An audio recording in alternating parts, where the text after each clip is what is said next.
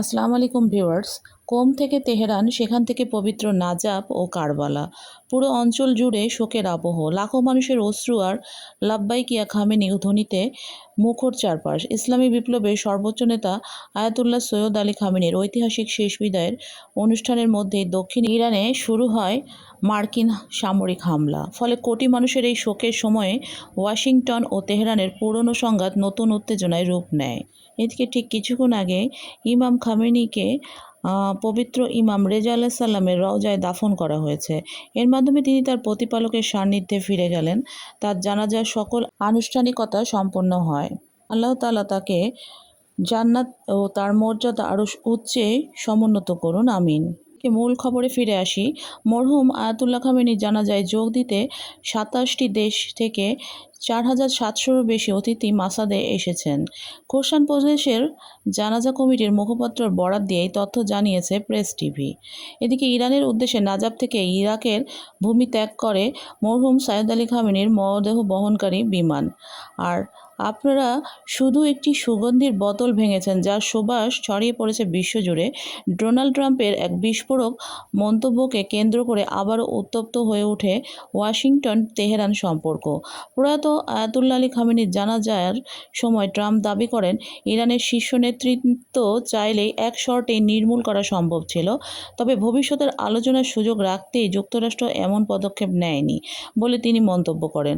এর জবাবে ইরানের পররাষ্ট্রমন্ত্রী আব্বাস আরাকচি বলেন, হুমকি ও অধ্যত্ব দিয়ে হাজার বছরের সভ্যতার একটি জাতিকে ভয় দেখানো যাবে না। ইরানের নেতৃত্ব বা জনগণের বিরুদ্ধে যে কোনো হুমকির উপযুক্ত জবাব দেওয়া হবে বলে তিনি সতর্ক করেন। এদিকে আর্মেনিয়ার ইরান দূতাবাস এক বার্তায় ট্রাম্পকে উদ্দেশ্য করে বলেন, আপনারা আয়াতুল্লাহ খামেনিকে হত্যা করেছেন, কিন্তু বাস্তবে একটি সুগন্ধির বোতল ভেঙেছেন, যার সুবাস বিশ্বজুড়ে ছড়িয়ে পড়েছে। এই বক্তব্য নতুন করে যুক্তরাষ্ট্র ইরান উত্তেজনাকে আরও উস্কে দিয়েছে। এরই মধ্যে গতকাল ও আজ ইরানের 5টি শহরে মার্কিন হামলায় কমপক্ষে 14 জন নিহত এবং 78 জন আহত হয়েছে বলে জানিয়েছে ইরানের স্বাস্থ্য মন্ত্রণালয়। তুরস্কের উদ্দেশ্যে হোয়াইট হাউস ছাড়ার ঠিক আগে যুদ্ধবিরতির পথ থেকে সরে এসে ইরানের উপর নতুন করে সামরিক হামলা ও অর্থনৈতিক চাপ প্রয়োগের অনুমোদন দিয়েছেন মার্কিন প্রেসিডেন্ট ডোনাল্ড ট্রাম্প। হরমুজ প্রণালীতে 3টি বাণিজ্যিক জাহাজে ইরানের ক্রুজ ক্ষেপণাস্ত্র ও ড্রোন হামলার খবর পাওয়ার পর শীর্ষ উপদেষ্টাদের সঙ্গে বৈঠক করে তিনি এই সিদ্ধান্ত নেন। ট্রাম্প বলেন, চূড়ান্ত চুক্তিতে পৌঁছাতে তেহরানের আর বিন্দুমাত্র আগ্রহী নয়, তাই তিনি যুদ্ধ চালিয়ে যেতে চান। সূত্র দ্য ওয়াল স্ট্রিট জার্নাল। এদিকে খামেনির দাফনে জনসমাগম ঠেকাতে আজ ভোরে তেহরান মাসাদ রেল লাইনে হামলা চালিয়েছে যুক্তরাষ্ট্র। ভোররাতে ওই হামলার ফলে ওই রুটে ট্রেন চলাচল সাময়িকভাবে স্থগিত করা হয়েছে। বর্তমানে মেরামতের কাজ চলছে এবং যাত্রীদের সড়কপথে গন্তব্যে পাঠানো হয়েছে, সূত্র প্রেস টিভি। এর মধ্যে ইরানের বিরুদ্ধে সীমিত হামলার পরিবর্তে কয়েক সপ্তাহব্যাপী দীর্ঘমেয়াদী সামরিক অভিযানের প্রস্তুতি নিচ্ছে হোয়াইট হাউস। তবে তাদের মতে এই অভিযানের স্থায়িত্ব ও তীব্রতা পুরোপুরি নির্ভর করবে তেহরানের আচরণের উপর। ইরান যদি হরমুজ প্রণালীতে হামলা বা মার্কিন বাহিনীকে লক্ষ্যবস্তু করা অব্যাহত রাখে, তাহলে সংঘাত দীর্ঘায়িত হবে, আর তারা পিছু হটলে দ্রুতই এর পরিসমাপ্তি ঘটবে, সূত্র এক্সিওস। রাতে ইরানের বিভিন্ন অঞ্চলে চালানো মার্কিন হামলায় একটি মানচিত্র প্রকাশ পেয়েছে। এতে দেশটির বেশ কয়েকটি এলাকায় ক্ষেপণাস্ত্র আঘাত হানার দাবিও করা হয়েছে।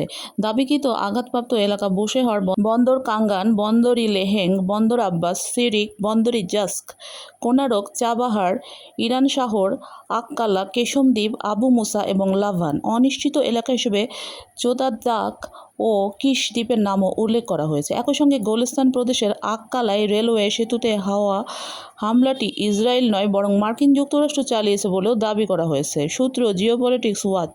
এদিকে আসন্ন যুদ্ধের আশঙ্কায় মাত্র এক রাতে প্রায় 1 কোটি ব্যারেল তেল বিদেশে রপ্তানি করেছে ইরান বলে দাবি করা হয়েছে। তেল পরিবহন পর্যবেক্ষণকারী সংস্থা ট্যাঙ্কার ট্র্যাকার্সের তথ্যের বরাত দিয়ে এই খবর প্রকাশ করা হয়েছে। অন্যদিকে আইআরজিসি নৌবাহিনীর এক বার্তায় বলা হয়, হরমুজ প্রণালীতে বিদেশি সামরিক উপস্থিতির কোনো স্থান নেই। সময় থাকতে মার্কিন বাহিনীকে এই অঞ্চল ত্যাগ করার আহ্বান জানানো হয়েছে, সূত্র মিডল ইস্ট স্পেকটেটর।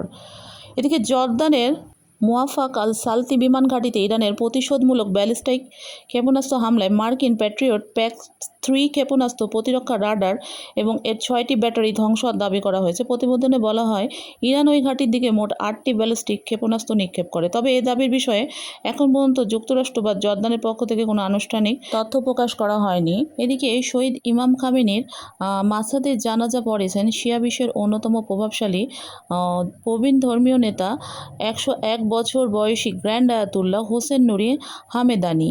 আজ বৃহস্পতিবার ইরানের পবিত্র নগরী মাসাদে ইমাম রেজার মাজারে খামেনির দাফন সম্পন্ন হয়, যেটি আগেই বললাম। তবে সর্বশেষ নামাজ পড়িয়েছিলেন রাহবারের বড় ছেলে মোস্তফা খামেনি। এর আগে মাসাদের লাখো লাখো মানুষ তাদের প্রিয় নেতাকে শেষ বিদায় জানাতে সমবেত হয়েছিল। শহরে বিভিন্ন সড়ক চত্বর ও সমাধিস্থল জুড়ে ছিল মানুষের ঢল। মাসাদের আকাশে টহল দিচ্ছে ইরানি যুদ্ধবিমান, এমনটি দেখা যায়। এর আগে ইরানের বিমান বাহিনীর মিগ-29 যুদ্ধবিমান নাজাফ থেকে খামেনির মরদেহ বহনকারী বিমানকে ইরানের আকাশসীমা পর্যন্ত এসকর্ট দিয়ে নিরাপদে মাসাদে পৌঁছে দেয়। ইরানের সশস্ত্র বাহিনীও সর্বোচ্চ সতর্কাবস্থায় রাখা ছিল বা আছে। তো সব মিলে আজ এই পর্যন্তই সব খবর। আবারও দেখা হবে আন্তর্জাতিক কোনো খবরে। ভালো থাকবেন সবাই। আর নতুন হলে অবশ্যই চ্যানেলটি সাবস্ক্রাইব করবেন, ভালো লাগলে লাইক দিবেন। তো ইনশাল্লাহ আবারও দেখা হবে। আল্লাহ হাফেজ।